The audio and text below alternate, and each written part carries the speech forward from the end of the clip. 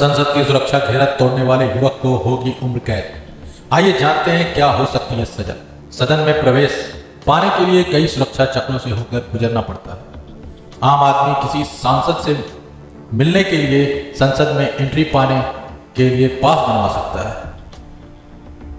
आम आदमी किसी सांसद के पास से संसद में एंट्री पाने के लिए पास बनवा सकता है।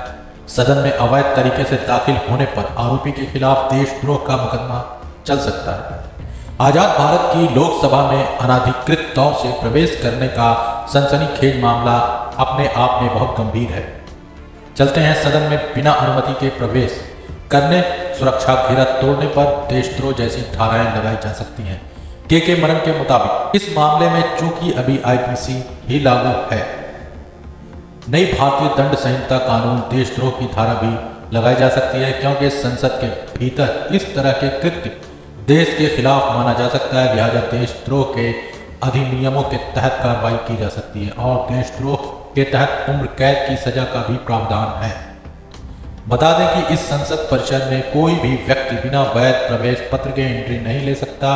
जो भी संसद के अंदर जाता है और अगर वो सांसद नहीं है तो उसका प्रवेश पत्र अलग से बनता है, भले ही वो कोई सरकारी अधिकारी ही क्यों ना हो।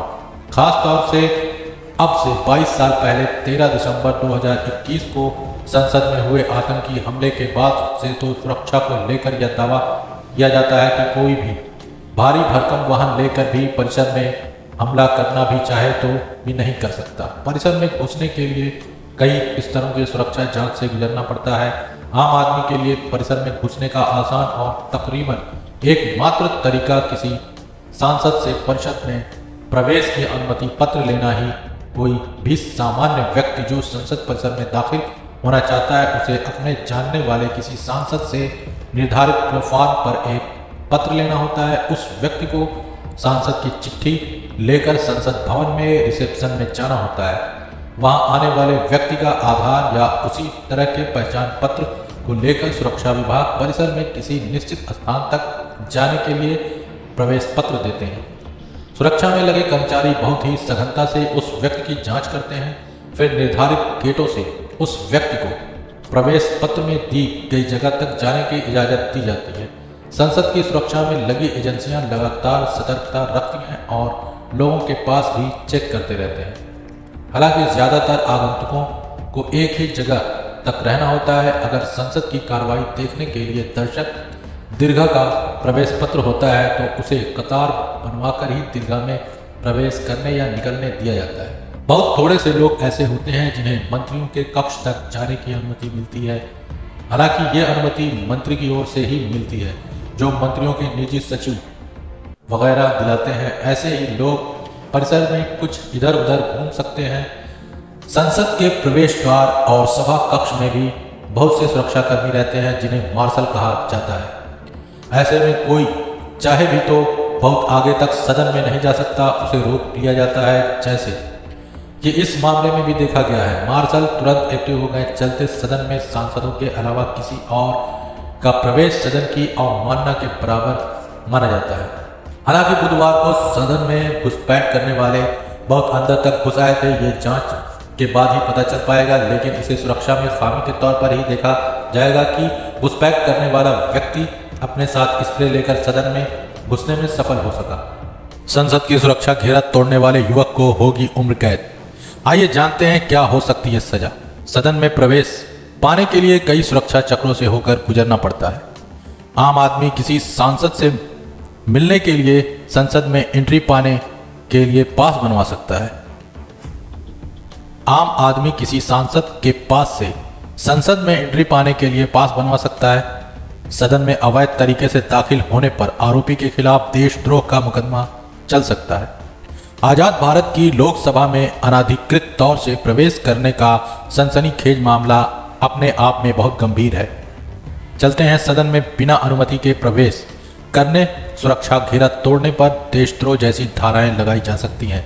के मनन के मुताबिक इस मामले में चूंकि अभी आईपीसी ही लागू है, नई भारतीय दंड संहिता कानून देशद्रोह की धारा भी लगाई जा सकती है, क्योंकि संसद के भीतर इस तरह के कृत्य देश के खिलाफ माना जा सकता है। लिहाजा देशद्रोह के अधिनियमों के तहत कार्रवाई की जा सकती है और देशद्रोह के तहत उम्र कैद की सजा का भी प्रावधान है। बता दें कि इस संसद परिषद में कोई भी व्यक्ति बिना वैध प्रवेश पत्र के एंट्री नहीं ले सकता। जो भी संसद के अंदर जाता है और अगर वो सांसद नहीं है तो उसका प्रवेश पत्र अलग से बनता है, भले ही वो कोई सरकारी अधिकारी ही क्यों ना हो।